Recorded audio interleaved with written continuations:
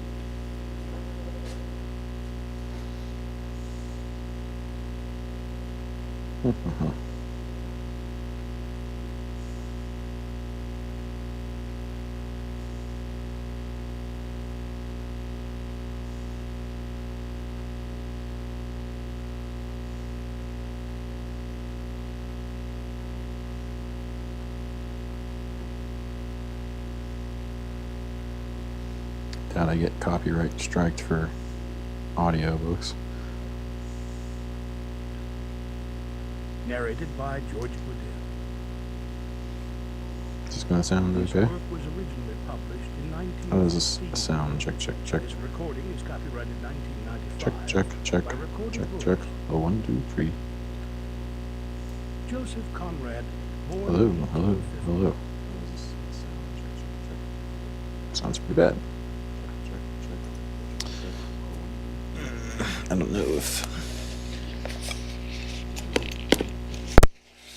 It probably doesn't.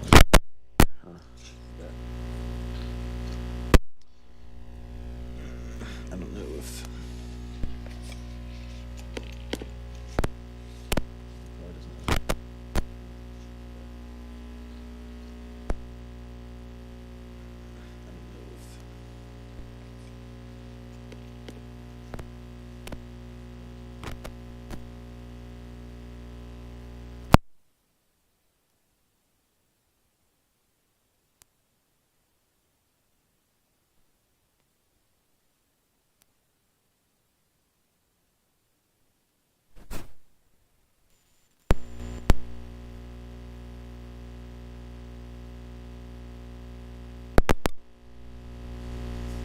What's the matter with this thing?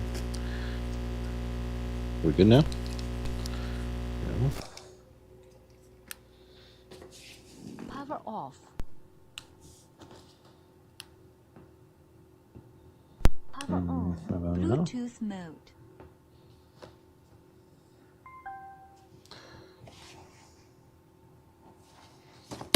Does it sound okay? What's the matter with this thing? More white noise. Still a white noise.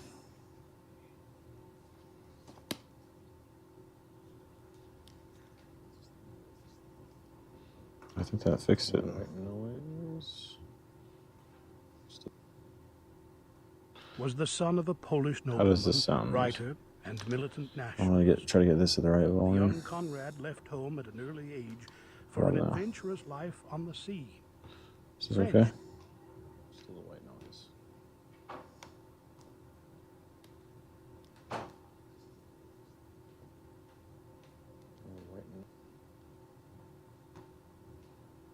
Fuck. That fixed it.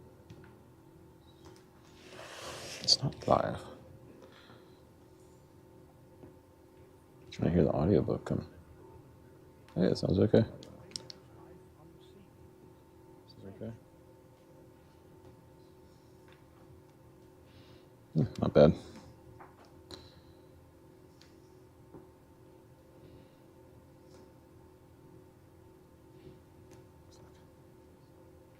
Connected. It's not live. All right. Became his second language after his native Polish. He didn't learn any English until he was in his 20s. Okay. A member of a British merchant ship. In 1895, at the age of 38, he left his life of wandering and settled down near London to write novels in English, his adopted language. Highly regarded as a writer whose work conveys a deep moral consciousness, he is considered a master of narrative technique and one of the masters of the 20th century. And now, victory. Victory! Chapter 1. There is Power off. Shit, what happened? Press the button.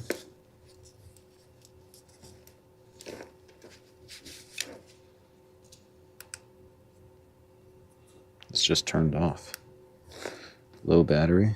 Power on. Bluetooth That must be mode. it. Maybe that's why it sounded shitty. Trying to charge it while it was back. Alright, I have to set the media output dual again. Actually, it doesn't sound like shit. So many factors. It's much easier with a desktop.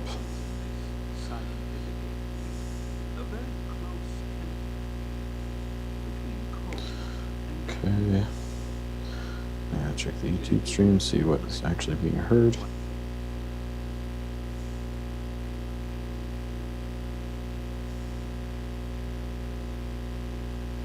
Shit.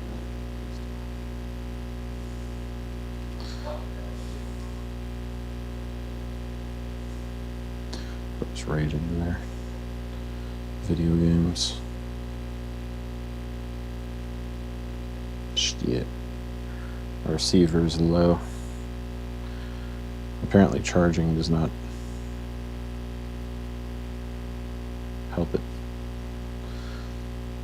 Can't really operate well while it's charging. Is that what I'm to see here? Maybe if I try the... Okay, so say I unplug that.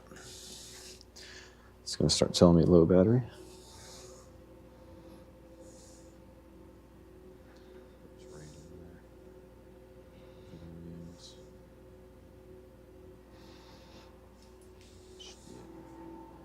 Receiver's low. Apparently charging does not help it. Can't really operate well while it's charging.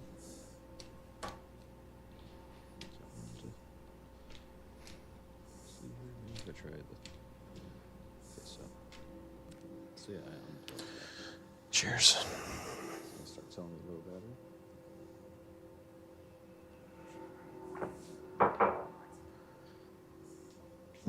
Did it just shut off? I thought I had full battery.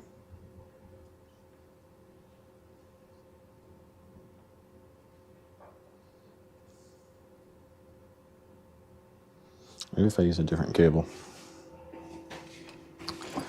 I feel like it's just such a cheapo device that doesn't really work well while it's charging. I can try a different micro HDMI cable.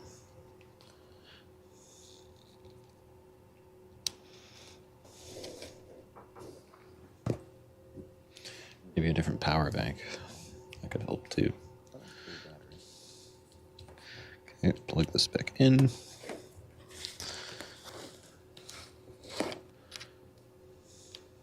How much does my power bank have?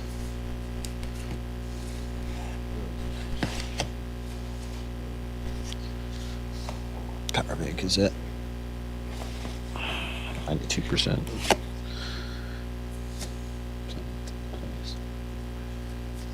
Let's see how this sounds. I just think it's still fucked up.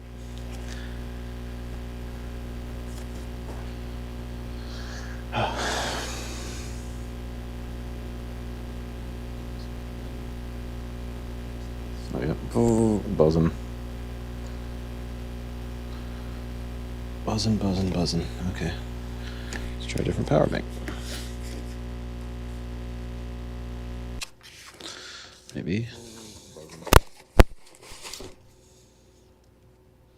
Buzzing, buzzing, buzzing. Okay. Let's try a different power bank. Maybe.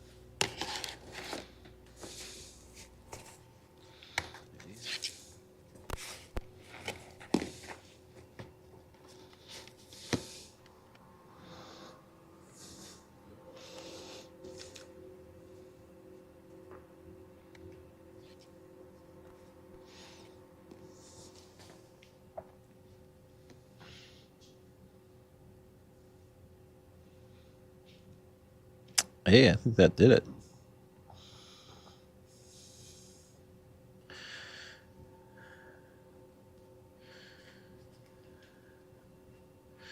Just needed its own power bank. Hey, I think that did it. As some people allude to coal as black diamonds. Both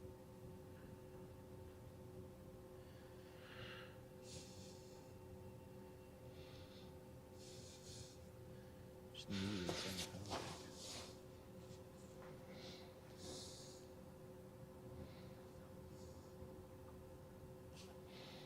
Okay. Surprising. I don't even know if it needs to be charged, actually. Doesn't tell me a percentage or anything.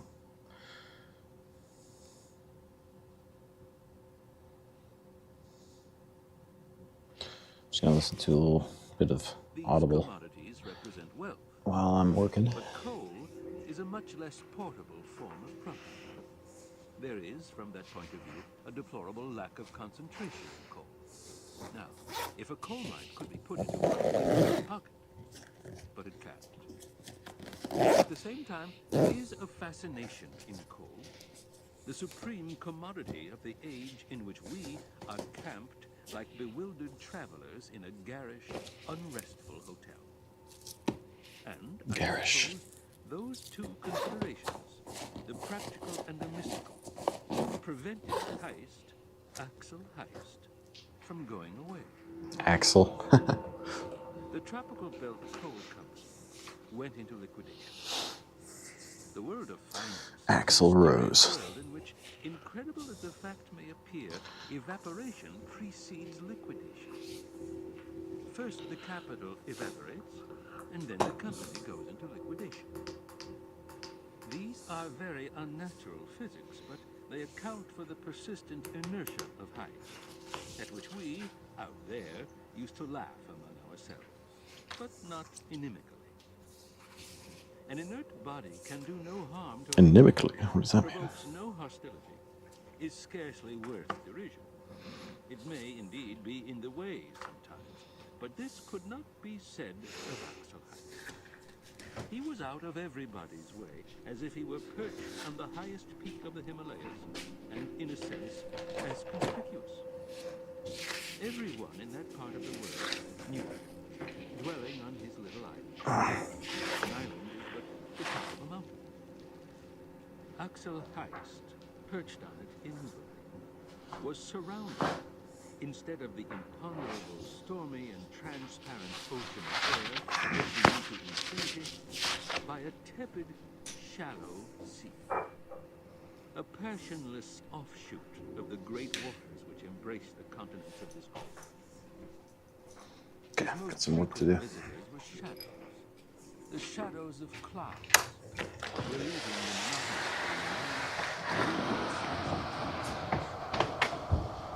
his nearest neighbor, I'm speaking of a thing showing some sort of animation, was an indolent volcano which smoked faintly all day with its head just above the northern horizon. And at night, leveled at him from amongst the clear stars, Should have everything I need. red glow expanding and collapsing spasmodically like the end of a gigantic cigar puffed at intermittently in the dark. Axel Heist was also a smoker, and when he lounged This dude's name is badass. the last thing before going to bed, he made in the night the same sort of glow and of the same size Axel Heist. Reconnecting.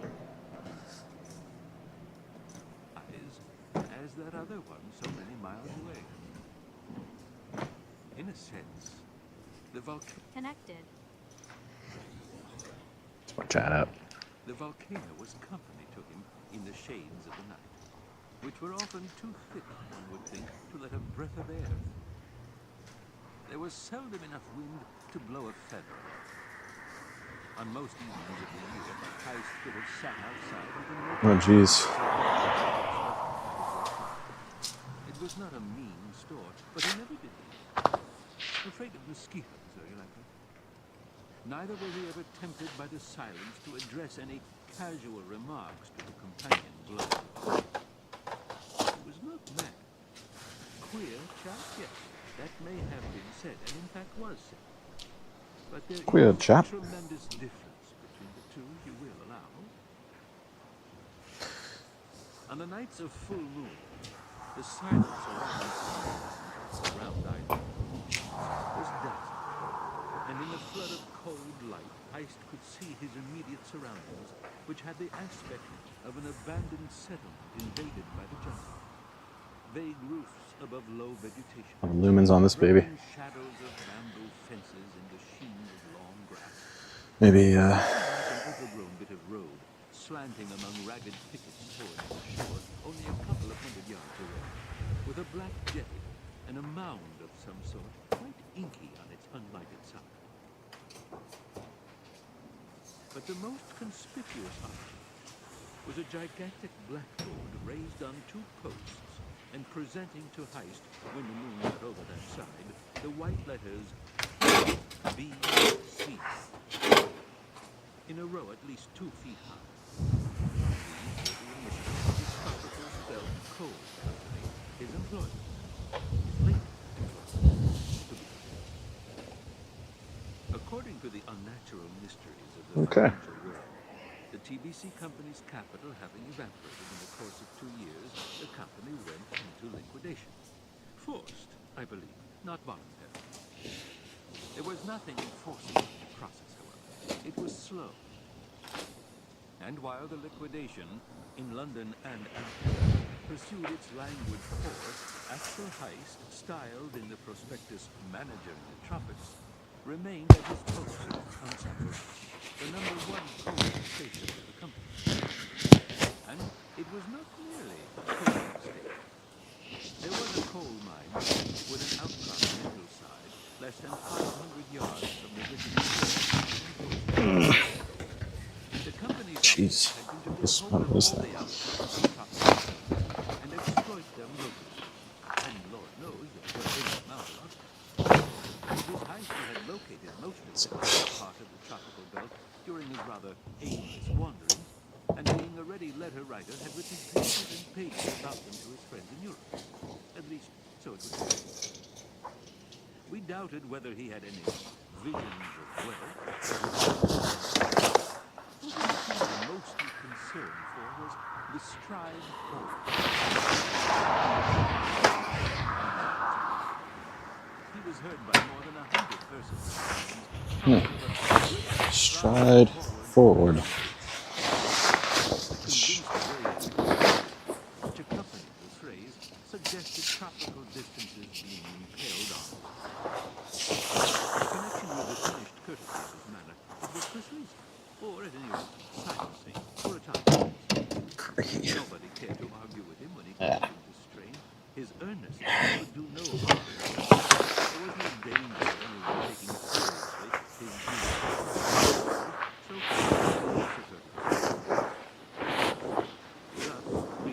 Maybe I spin this. where he had his entree as a person who came with letters of introduction.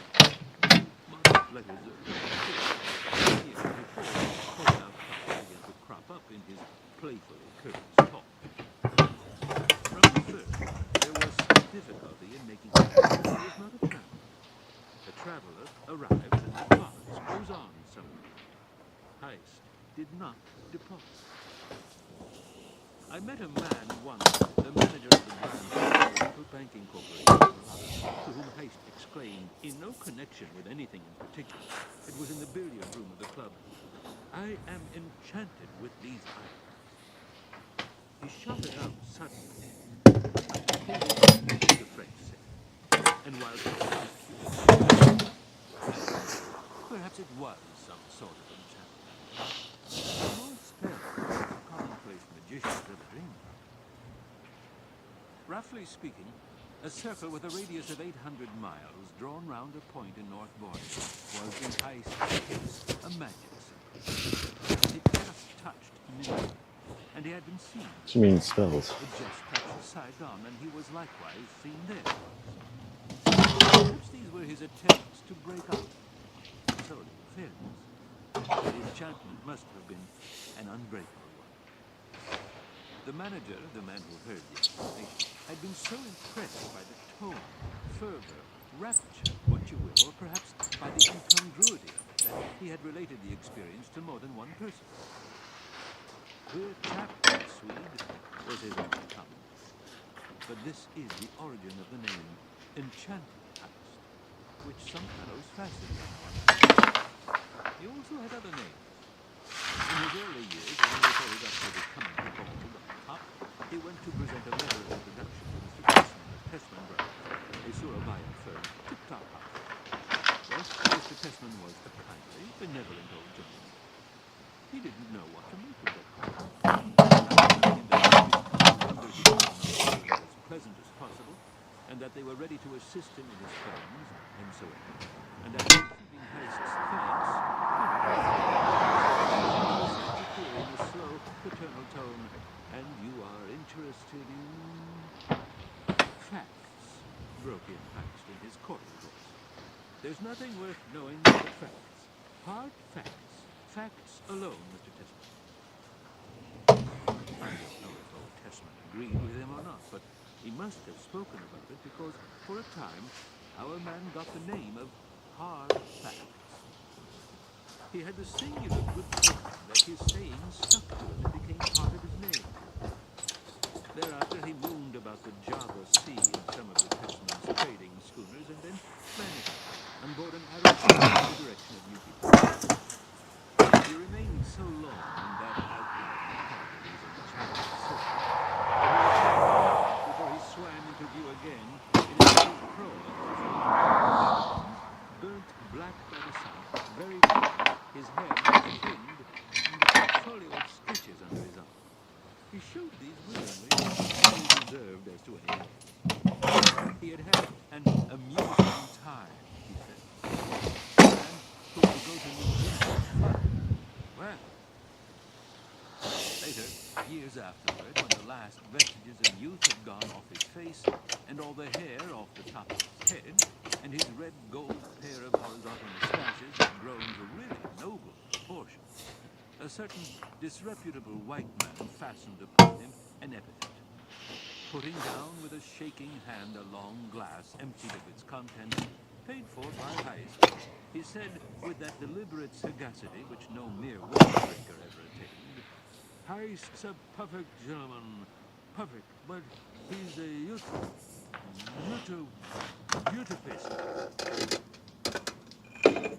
Heist had just come out of the place. Really like doing this so close to my brother's scar. Where this pronouncement was voiced. Utopist, eh? Upon my word, the only thing I heard him say that might have had a bearing on the point was his invitation to old McNabb himself. Talking with that finished courtesy of attitude, movement, voice, which was his obvious characteristic, he had said with delicate playfulness, "Come along and quench your thirst with us, Mr. McNabb." Perhaps it was a man who could propose, even playfully, to quench old McNabb's thirst must have been an utopist, a pursuer of chimeras. For of downright irony, Heist was not prodigal.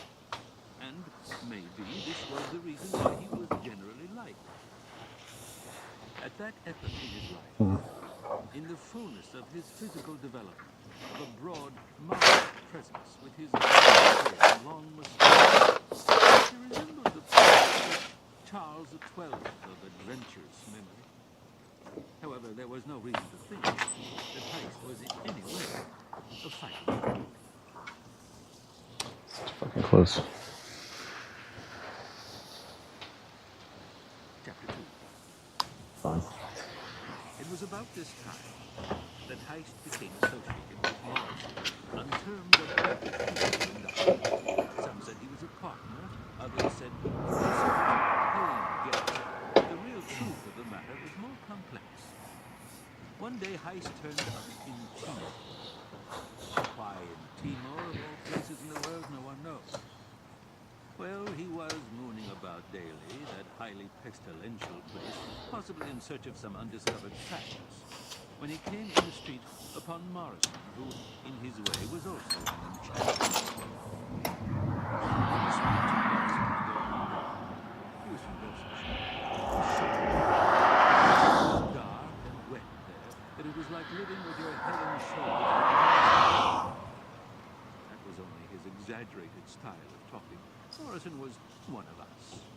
He was Astapor, and was understood to be doing well with her, except for the drawback of too much altruism.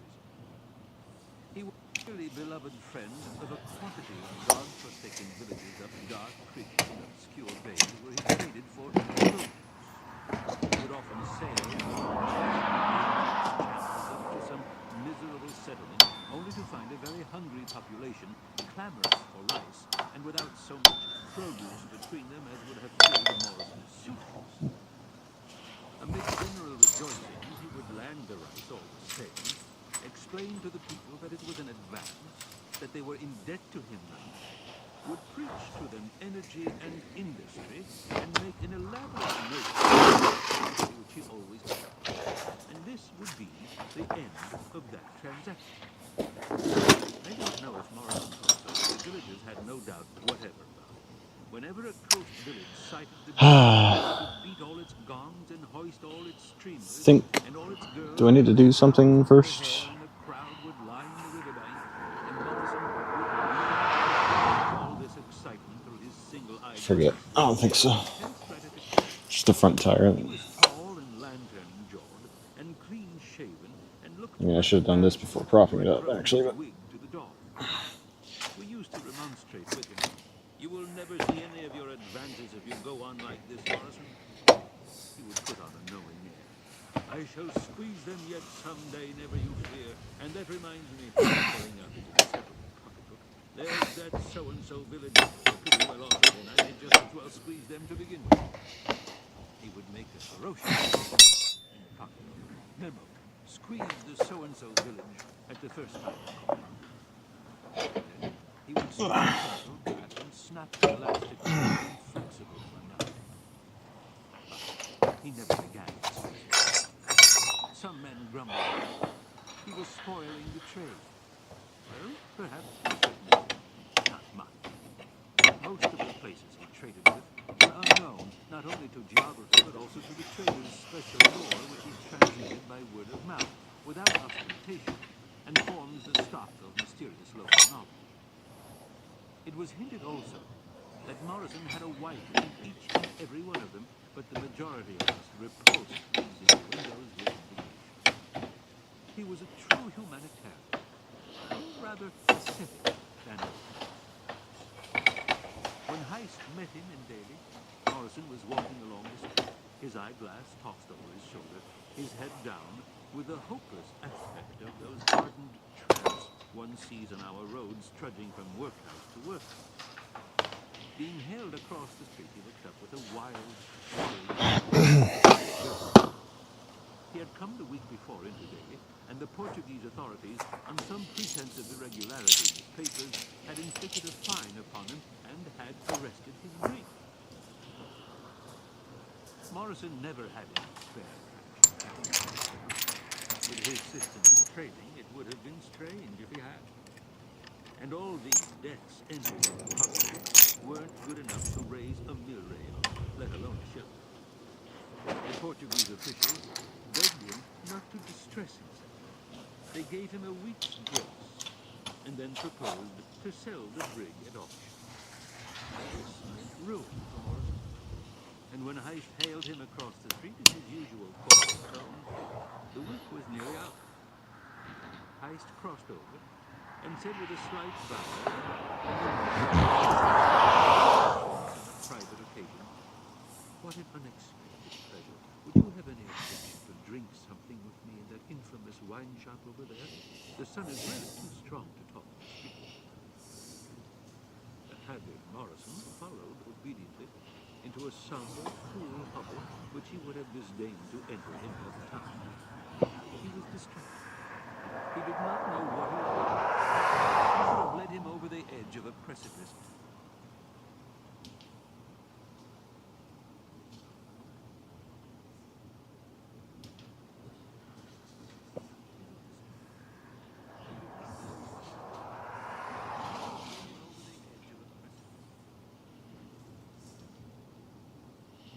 Can hear my breathing very clearly.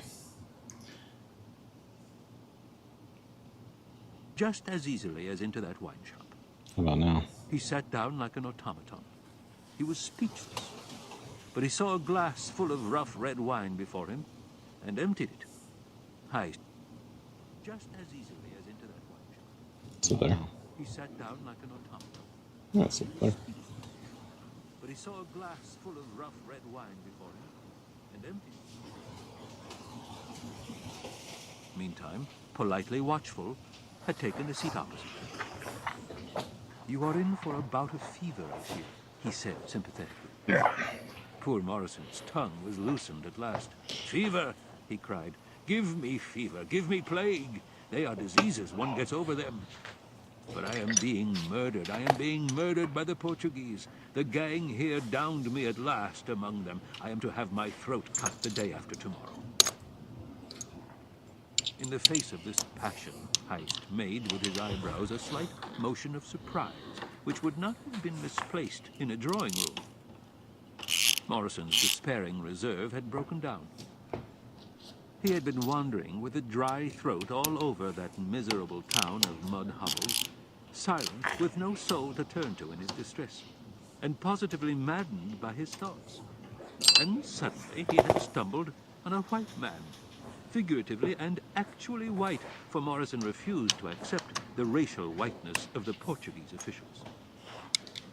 He let himself go for the mere relief of violent speech, his elbows planted on the table, his eyes bloodshot, his voice nearly gone, the brim of his round pith hat shading an unshaven, livid face.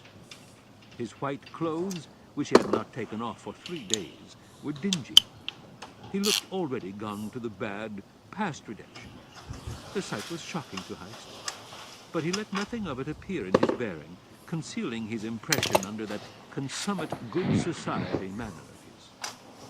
Polite attention, what due from one gentleman listening to another, was what he showed, and, as usual, it was catching.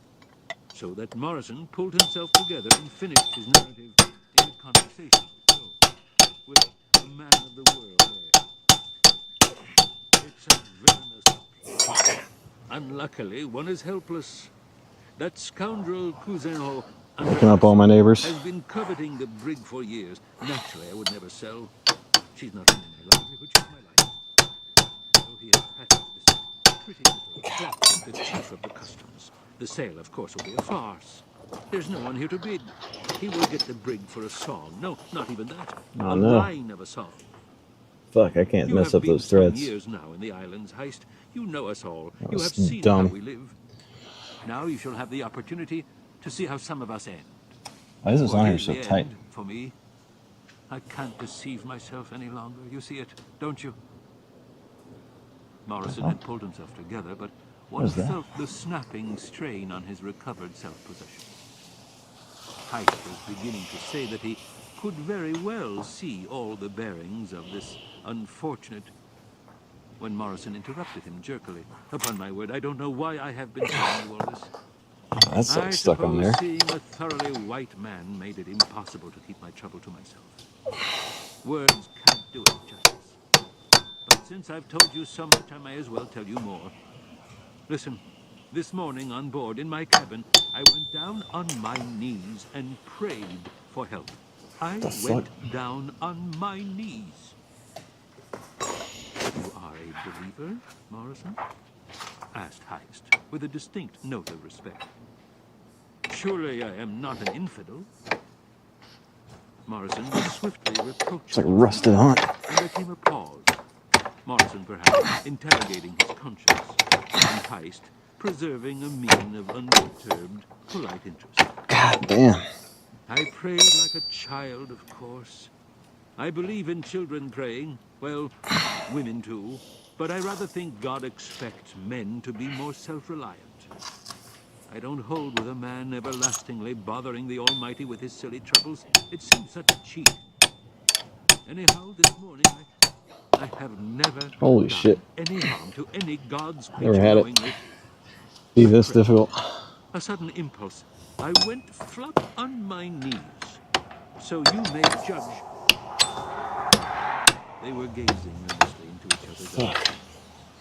Poor Morrison added, as a discouraging afterthought, only this is such a God-forsaken spot. Heist inquired with a delicate intonation whether he might know the amount for which the brig was seized. Morrison suppressed an oath and named curtly a sum which was in itself so insignificant that any other person than Heist would have exclaimed at it. And even Heist could hardly keep incredulity out of his politely modulated voice as he asked if it was a fact Can't believe that this Morrison is had on here not this that tight. amount in hand. I'm trying to do it at night He had only a little English when I don't gold, want to be a loud. few sovereigns on board. He had left all his spare cash with the tender in Samara Wake to everybody meet up. certain bills which would fall due while he was away on the cruise. Anyhow, that money would not have been any more good to him than if it had been in the innermost depths of the infernal regions. He said all this brusquely. Crazy. He looked with sudden disfavor at Yes, that dear. noble forehead, at those great martial mustaches, at the tired eyes of the man sitting opposite. Who the devil was he? What was he, Morrison, doing there talking like this? Morrison knew no more of Heist than the rest of us trading in the archipelago did. Had the Swede suddenly risen and hit him on the nose, he could not have been taken more aback than when this stranger, this There we go. nondescript wanderer, said, with a little bow Crikey. across the table, "Oh, if that's the case, I would be very happy if you'd allow me to use this." Morrison didn't understand. God. This was one of those things that don't happen, unheard of things. He had no real inkling of what it meant till Heist said, definitely, "I can lend you the amount." Fuck me, dude. "You have the money?" whispered Morrison. "Do you mean here in your pocket?" "Yes, on me. Glad to be of use." Morrison, staring open-mouthed, groped over his shoulder for the cord of the eyeglass hanging down his back. When he found it, he stuck it in his eye hastily. It was as if he expected Heist's usual white suit and trumpets to change into a shining garment flowing down to his toes, It's not and a good. pair of great dazzling wings to sprout on the Swede's shoulders, Gonna need and one of didn't want these, to miss probably. a single detail of the transformation.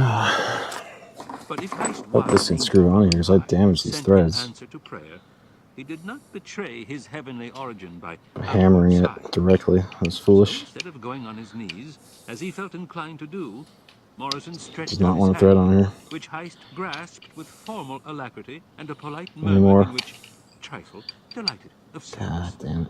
could be just distinguished. Jared, you Miracles idiot. do happen, thought the awestruck Morrison.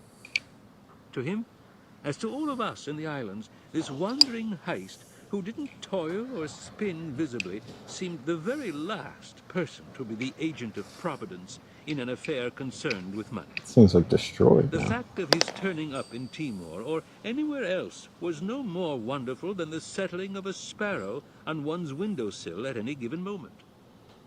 But that he should carry a sum of money in his pocket seemed somehow inconceivable.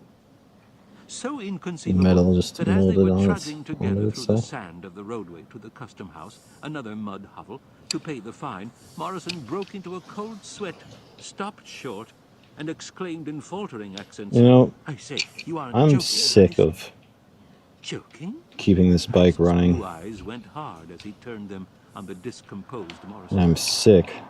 In what way, may I ask? He continued with austere politeness. Morrison was abashed. "Forgive me, Heist. All the You must have been sent little by God in shit answer I to have me. that breaks that I try to But keep I have been nearly off working. my chump for 3 days with worry, and it suddenly struck me, what if it's the devil who has sent him? I have no connection with the supernatural, said Heist, graciously moving on. Nobody has sent me. I just happened along. I know better, contradicted Morrison. I may be unworthy, but I have been heard. I know it. I feel it. For why should you offer? Heist inclined his head, as from respect for a conviction in which he could not share. But he stuck to his point by muttering that in the presence of an odious fact like this, it was natural. Later in the day, the fine paid, and the two of them on board the brig, from which the guard had been removed, Morrison, who, besides being a gentleman, was also an honest fellow, began to talk about repayment. He knew very well his inability to lay by any sum of money. It was partly the fault of circumstances and partly of his temperament. And it would have been very difficult to apportion the responsibility between the two. Even Morrison himself could not say while confessing to the fact. With a worried air, he ascribed it to fatality. I don't know how it is that I've never been able to save. It's some sort of curse. There's always a bill or two to meet. He plunged his hand into his pocket for the famous notebook so well known in the islands, the fetish of his hopes, and fluttered the pages feverishly.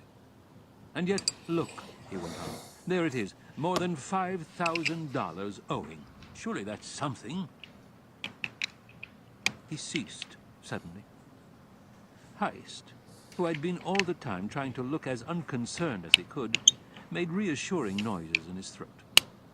But Morrison was not only honest, he was honorable too. And on this stressful day, before this amazing emissary of Providence, and in the revulsion of his feelings, he made his great renunciation. He cast off the abiding illusion of his existence. No, no, they are no good. I'll never be able to speak them. Never. I've been saying for years I would, but George 248 said, "Hey Ola." What's up? for years I would, but I give it up. I never really believed I could. Don't reckon on What's that, up, George? Heist. I have robbed you.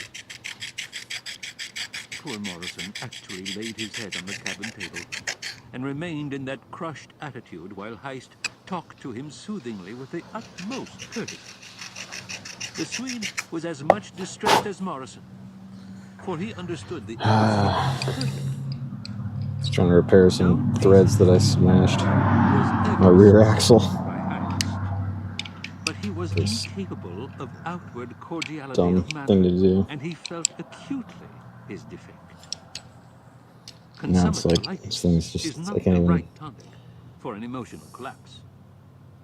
They must have had, both of them, George 248 said, "No es un poco tarde para hacer eso."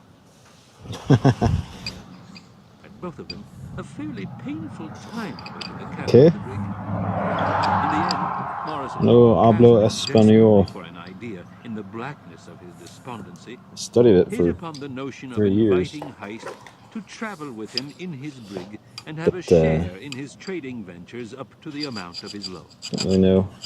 Understand it. It is characteristic of Heist's unattached, floating existence Heard poco. that he was George poco. 248 said, "Is not little late to do that." in a position to accept. It's not this what? proposal. There is no reason to think that he wanted particularly just then to go poking aboard the brig into all the holes and corners of the archipelago where Morrison picked up most of his trade. Filing these threads? Is that what you're But talking he about? would have consented to almost any arrangement. George 248 said, "Late." Almost any arrangement Hmm? in order to put an end Wait. to the harrowing scene in the cabin.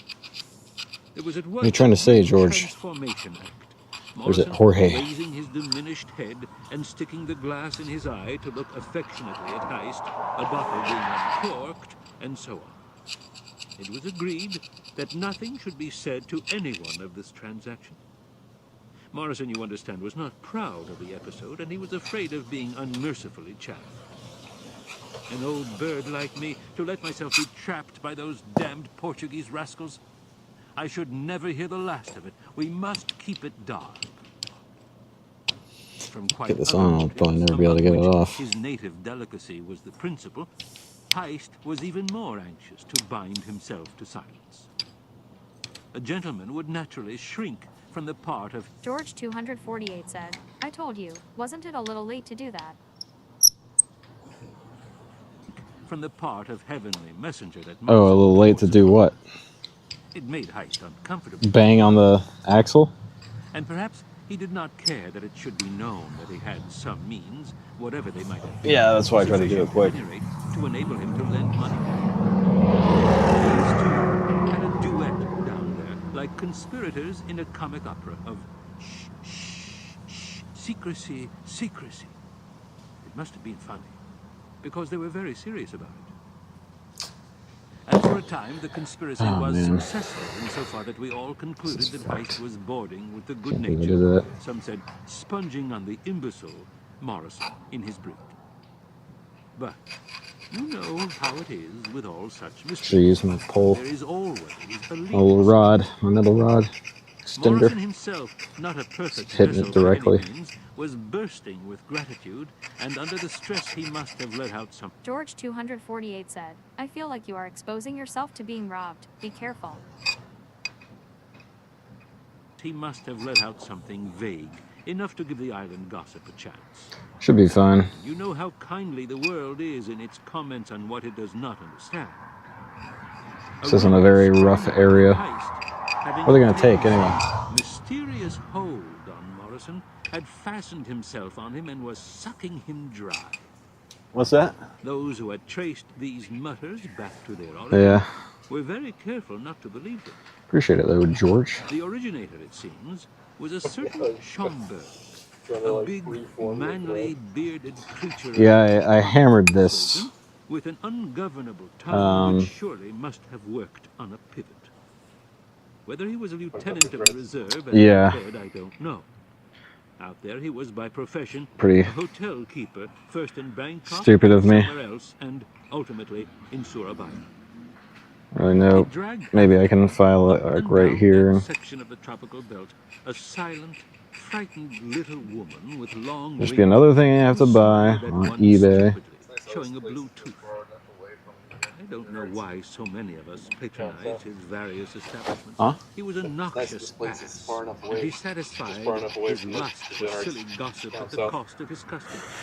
Yeah, you're right. One evening, as Morrison and Heist went past the hotel, yeah, that's funny. George, this guy George on my stream was just saying, I feel like you're exposing yourself to being robbed. Then very important and confidential. I told him, not really worried about it around here. We don't get a lot of traffic. Well, gentlemen, all I can say is, don't you ever get mixed up with that Swede. Don't you ever get caught in his web.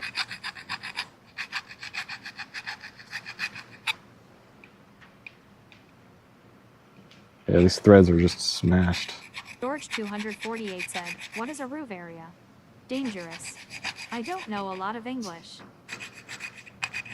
Yes.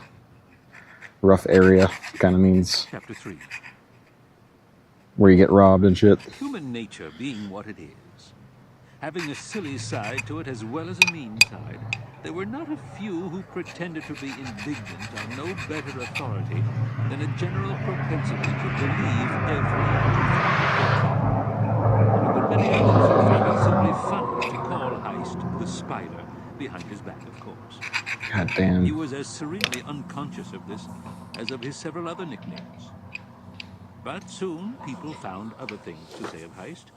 Not long afterward, he came very much to the fore. Actually not on the mainland of he blossomed out into the United States. We're on like a channel island, essentially. Manager on the spot of the tropical belt, separated by a river. With offices in London and Amsterdam and other things about it that what's kind of going on? Maybe I can force it. The offices in the two capitals may have consisted, and probably did, of one room in each.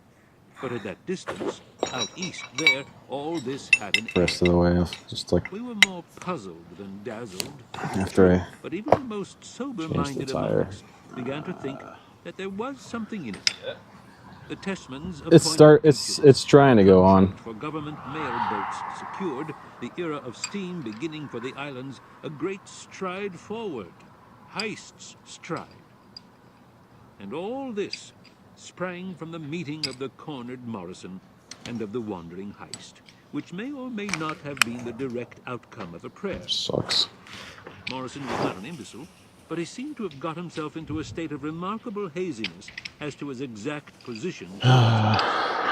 For if Heist had been sent with money in his pocket by a direct decree of the Almighty in answer to Morrison's prayer, then there was no reason for special gratitude, since obviously he could not help himself. Let's go for 600. But Morrison believed both in the efficacy of prayer and in the infinite goodness of Heist. He thanked God with awed sincerity for his mercy, and could not thank Heist enough. Guess I shouldn't be trying to do this late if I'm having a bang on stuff. In this highly creditable tangle of strong feelings, Morrison's gratitude insisted on Heist's partnership in the great descent. Ultimately, we heard, Yeah, I know, but home through the Suez Canal in order to push it must be the rust or something. idea personally in London. He parted from his Not really. and disappeared from our ken. George 248 said, "Good luck, body. I leave." All right, George. Thank you. Disappeared from our Adios. But we heard that he had written a letter or letters to Heist saying that London was cold and gloomy, that he did not like either the men or things, that he was as lonely as a crow in a strange country. In truth, he pined after the Capricorn.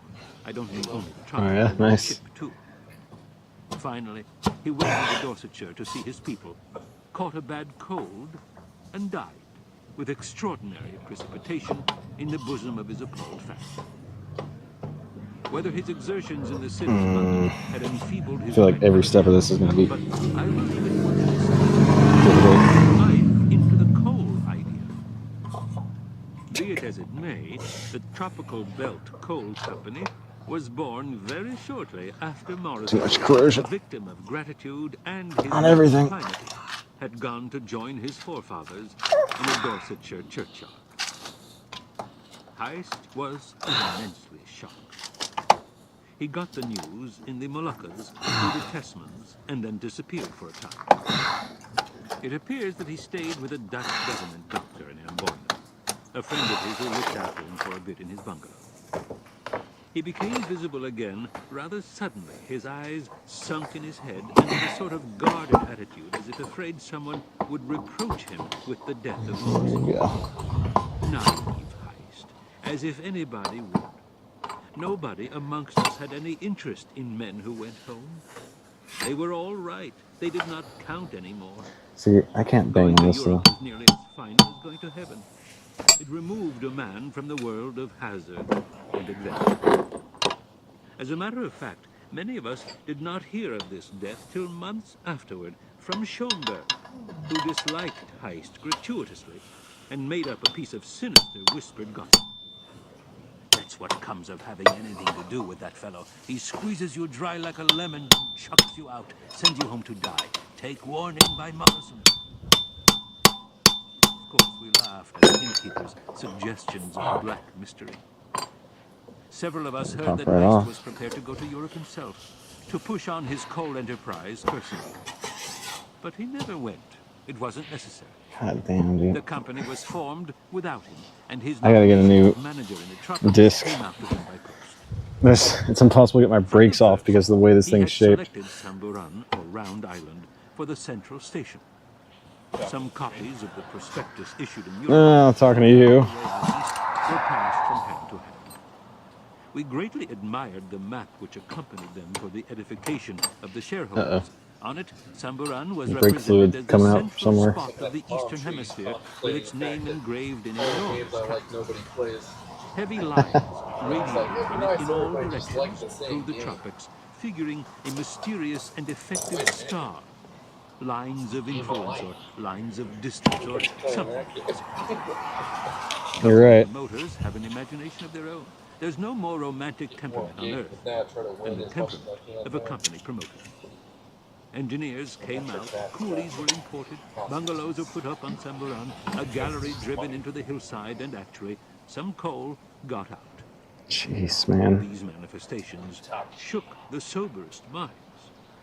For a time, everybody in the island was talking of the tropical belt. Fuck, I need a and new even one of those who these. smiled quietly to themselves were only hiding their uneasiness. Oh yes, it had come. And anybody could see what would be the consequences. The end of the This is, I knew this was going to be difficult at every point. We couldn't afford to buy steamers, not we. And Heist Well, was the manager. the problem is, You know, my brake Heist, disc enchanted Heist. is basically ridged at at the top, so I can't take my brake pads off Said he was looking for facts. Well, he's got unless I like that will do for completely all of us, depress these. commented a bitter voice. That's what they call development, and be hanged to it, muttered another.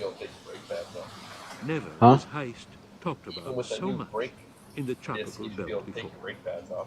Isn't he a Swedish baron or something? That's what I'm saying. I need a new one of these because it's so worn. For my part, I haven't the slightest doubt that he was. Well, it is because Drifting amongst the islands, it's much wider at the top than. significant ghost. He told me so sucks. himself on a certain occasion. It was a long time before he materialized in this alarming way into the destroyer of our little industry. Heist Might be able to. became the fashion I gotta stop drinking so much. to speak of Heist as the enemy. He was very concrete, Might be very able to visible now. He was rushing all push over the pistons in. jumping in and out of local mail packets as if they had been tram cars, here, there, and everywhere, organizing with all. Indiana Jones. This was no mooning about. This was business, and this sudden display of purposeful energy shook the incredulity of the most skeptical more than any scientific demonstration of the value of these coal outputs could have done. It was impressive. Schoenberg was the only one who resisted the infection. Big, manly, in a portly style, and profusely bearded, This is not with a doing glass shit. of beer in his thick paw, he would approach some table where the topic of the hour was being discussed, would listen for a moment, and then come out with his invariable declaration, "All this is Sorry, all right, neighbors. gentlemen, but he can't throw any of his coal dust in my eyes. There's nothing in it. Why, there can't be anything in it. A fellow like that for manager? Phew." Well, this guy's probably can. Was it the clairvoyance of imbecile hatred, or mere stupid tenacity of opinion, which ends sometimes by scoring against the world in a most astonishing manner? Ow. Most of us can remember instances of triumphant folly, and that ass Schoenberg triumphed. The two beasts Fuck. went into liquidation, as I began by telling you. The Tessamans washed their hands of it. The government cancelled those famous contracts. The talk died out, and presently it was remarked here and there that Heist had faded completely away. He had become invisible, as in those early days when he used to make a bolt clear out of sight in his attempts to break away. Damage one of the pistons a little bit. Either in the direction of New Guinea or in the direction of Saigon, to cannibals or to cafes. The enchanted house. Had he at last broken the spell? Had he died? We were too indifferent to wonder overmuch. You see, we had, on the whole, liked him well enough. And liking is not sufficient to keep going the interest one takes in human beings. It's like slowly moving. Hatred, apparently, it is otherwise. Schoenberg couldn't forget Heist. The keen, manly, Teutonic creature was a good man. Sucks. A fool often is. Good evening, gentlemen. Have you got everything you want? So, good. You see, what was I always telling you? Didn't even help. There was nothing in it. I knew it. Didn't But do what I would like to shit. know is what became of that sweet. Dang, this is really bad. He put a stress on the word Fuck. Swede as if it meant scoundrel. He detested Scandinavians generally. Why? Goodness only knows. A fool like that is unfathomable. He continued. What to do? It's 5 months or more since I have spoken to anybody who has seen him. Stuck on As I here. have said, we were not much interested. But Schoenberg, of course, could not understand that. Well, I guess I He could was detach the rear grotesquely brake dense. line and Whenever just three leave the people came caliper on together there. in his hotel, he took good care that Don't want to Heist do that should though. be with him. I hope the fellow didn't go and drown himself, he would add with a comical earnestness that ought to have made Yeah, I us don't. I shudder. shouldn't break my hand. Only our crowd was Jones with that superficial hammer. and did not apprehend the psychology of this pious hope. Why, Heist isn't What's indebted that? to you for drinks, is he? Somebody asked him once with shallow scorn. It's just too Drinks? worn. Oh dear, no. Oh, I got you. The innkeeper was not mercenary. Yeah. Teutonic temperament seldom is. But he put on a sinister expression to tell us that Heist had not paid perhaps 3 visits altogether to his establishment. This was Heist's crime, for which Schomberg wished him nothing less than a long and It's only like tormented $85. Observe the Teutonic sense of proportion and nice, forgiving temper. I checked Revzilla and they're like At last, one afternoon, out across the board Schomberg of was all the seen tires approaching you a can group of his customers. get. Like 7 He was obviously in high glee. He squared his manly chest. Yeah, I with can great see him like. importance. Gentlemen, I have news of him. Might not fit your rims Why, perfectly. that Swede. He is still on Samburan. He's never been away from it. The company is gone, the engineers are gone, the clerks are gone, the coolies are gone, everything's gone, but there he sticks. Well, Captain Davidson, I do not know what to from the do here. westward, saw him with his own eyes. Maybe, White on the wharf, so he steamed in and went ashore in a small boat. Heist, right enough, put a book into his pocket, always. I want to keep hammering that shit because He's it's too strolling on late. the wharf and reading. I remain in possession here, he told Captain Davidson. What Yeah, I good want night. to know is what he gets to eat there. A piece of dried fish now and then, what? Yeah, I guess. Coming down pretty low for a man who turned up his nose at my table d'hote. He winked with immense malice. There's nuts you can't get A bell started ringing, and he led the way to the dining room as if Well- into a temple, very grave, with the air of a benefactor of Makes mankind. sense. It's just His ambition was to feed it at a profitable price, and his delight was to talk of it behind its back. It was very characteristic of him to gloat over the idea of Heist having nothing decent to eat. Secret Labs chair is so freaking nice. I had to buy like Chapter 4. the second one for my work station. A few of us, sufficiently interested, went to God. Davidson for details. These were not many. He told us that he passed to the north of Samburan on purpose to see what was going on. At first it looked as if that side of the island had been altogether abandoned. This was what he expected. Presently, Maybe, above yeah. the dense mass of There's a vegetation that way. Samburan presents to view, he saw the head of the flagstaff use one of without these a flag. tools. Then, while steaming across the slight indentation, which for a time was known officially as Black Diamond Bay, he made out with his glass the white figure on the coaling wall. It could be no one but Heist. I thought for certain he wanted to be taken off, so I steamed in. He made no signs. However, I lowered a boat. Couldn't see another living being anywhere. Yes, he had a book in his hand.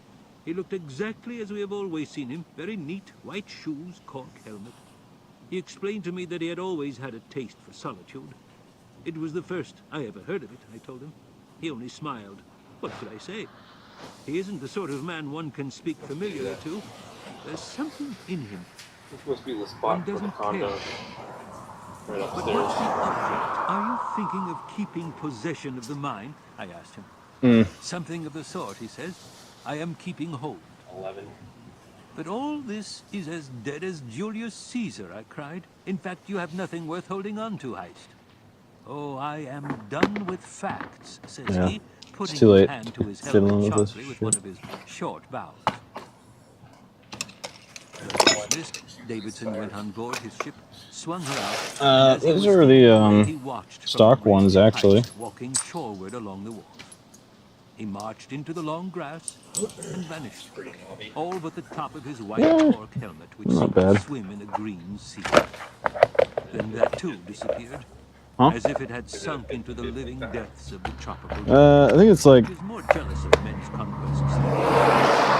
60-40. Close over the last vestiges of the liquidated tropical Yeah. coal company. So they A Heist, manager of classify the it.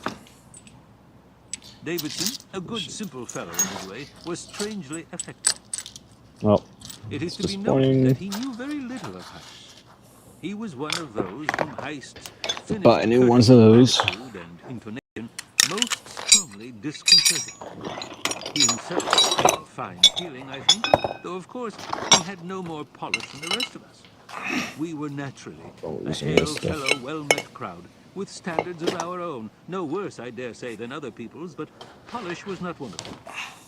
Davidson's fineness was real enough to alter the course of the steamer he commanded. Instead of passing to the south of San Juan, he made it his practice to take the passage along the north shore, within about a mile of the wharf. "He can see us if he likes to see us," remarked Davidson. He had an afterthought. "I say, I hope you don't think I'm intruding." We reassured him on the point of correct behavior. The sea is open to all. This slight deviation added some 10 miles to Davidson's round trip, but as that was 1,600 miles, it did not matter much. "I have told my owner of it," said the conscientious commander of the Sissy. His owner had a face like an ancient lemon. He was small and which was strange because generally a Chinaman, as he grows in prosperity, puts on inches of girth and stature. To serve a Chinese firm is not so bad. Once they become convinced you deal straight by them, confidence becomes unlimited. You can do no wrong. So Davidson's old Chinaman squeaked hurriedly, all right, you do what you like, Captain." I don't know if I should put these panniers on here with the fucking hatchet squirting the light. From time to time, the Chinaman used to ask Davidson about the white man. Let me find "Still it. there, eh?" "I never see him," Davidson had to confess to his owner, who would peer at him sadly through round, horn-rimmed spectacles, several sizes too large for his little old face. "I never see him." To me, on occasions, he would say, "I haven't a doubt he's there. He hides. It's very unpleasant." Hobbs, dude. Davidson was a little vexed with Heist. "Funny thing," he went on, "of all the people I speak to, nobody ever asks after him but that Chinaman of mine. And Schoenberg," he added after a while. Yes, Schoenberg, of course. He was asking everybody about everything, and arranging the information into the most scandalous shape his imagination could invent. Just want people stealing this. Better on right here on the bike. This is the heavy one. Come on, hatchet. No, collapse. Okay. Should be right. Not too much tension on that, I hope. A little bit of tension on it. Oh, fuck.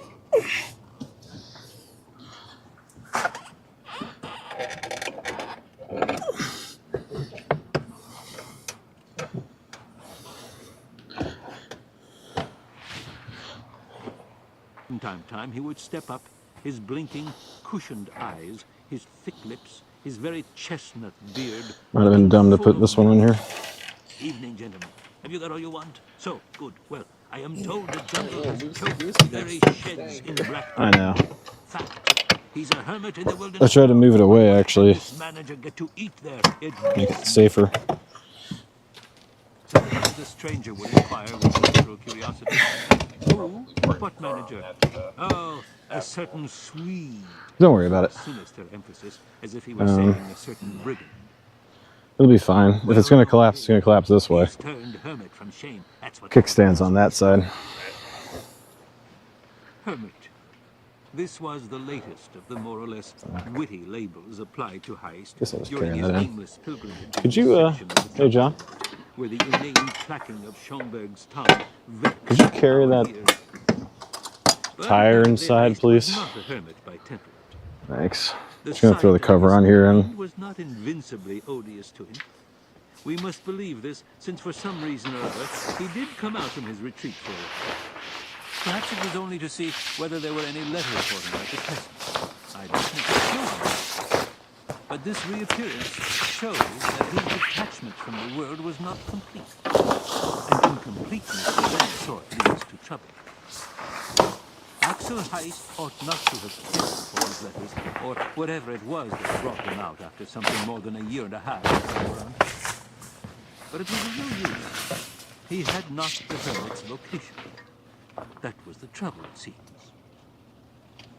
Be this as it may, he suddenly reappeared in the world, broad chest, bald forehead, long moustaches, polite manner and all, the complete height, even to the kindly sunken eyes on which there still rested the shadow of Morrison's death. Naturally, it was Davidson who had given him a lift out of his forsaken home. There were no other opportunities unless some native craft passing by, a very remote and unsatisfactory chance to wait for. Yes, he came out with Davidson, to whom he volunteered the statement that it was only for a short time, a few days, no more. He meant to go back to somewhere. Davidson, expressing his horror and incredulity of such foolishness, Heist explained that when the company came into being, he had his few belongings sent out from Europe. God damn it. To Davidson, as to any of us, the idea of Heist, the wandering, drifting, unattached kind, having any belongings of the sort that can furnish a house, was startlingly new. It was grotesquely fantastic. It was like a bird owning real property. Belongings? You mean chairs and tables? Davidson asked with unconcealed astonishment. Heist did mean that. My poor father died in London. It has been all stored there ever since, he explained Davidson, thinking how long we all had known Heist flitting from tree to tree in the woods. Even longer, said Heist, who had understood very well. This seemed to imply that he had been wandering before he came under our observation. In what region? At what early age? Mystery. Perhaps he was a bird that had never had a nest. I left school early, he remarked once to Davidson on the passage. It was in England, a very good school. I was not a shining success there. The confessions of Heist. Not one of us, with the probable exception of Morrison, who was back there, to the store. had ever heard so much. Pulling chain. Really nice. Sorry. Heard so much of his history. It looks as if the experience of hermit life had the power to loosen one's tongue, doesn't it? During that memorable passage in the Sissy, which took about 2 days, he volunteered other hints, for you could